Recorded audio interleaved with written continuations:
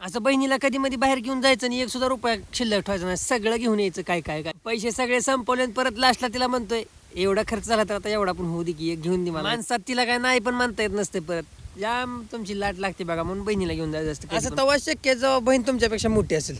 मावशीच्या घरी गेले होते तर मला असलं नवीनच काहीतरी बघायला भेटलं मला. हे असल्या कसल्या कोंबड्या, त्यांचा कलर एकदम झेब्रावणी होता, अंड पण काळ होतं आणि ही म्हणे सापाला पण खाते ते बाबा. ह्याचं नाव काय आहे काय माहिती, तुम्हाला माहिती आहे का ह्याचं नाव? दिसायला तर झेब्रासारखे होत्या म्हणून झेब्रा कोंबडी म्हणावं का? हे बघा झेब्रा कोंबडीचं अंड पण खाते का नाही ती काय माहिती. आता ह्यांनी मस्त टाकावापासून टिकावचा एक मस्त जुगाड केलेला आहे बघा. वरनं कांद्याची चाळ आहे आणि खाली जी जागा शिल्लक राहते त्यालाच कडनं जाळीचा येडा मारलेला आणि त्यात कोंबड्या आणि बदक. कोणाच्या घरी झेब्रा कोंबड्या कमेंट करा. रात्री जागरण गोंधळाला बसले इथं असला शो चालू झाला का नाही, आज जनक असले चापकानं सबक वाडा चालू झाला, सटासट वाजत. असं कोण म्हणायला लागलं की मध्येच यायचं कोण ना कोण, मारून पण देत नव्हते. यार थांबा जरा थोडी वेळ. पुढे चापकाचं वळ पडायला चालू आहे आणि हे असं मस्त भिंतीला टिकून पाय लांबून बघत बसलं.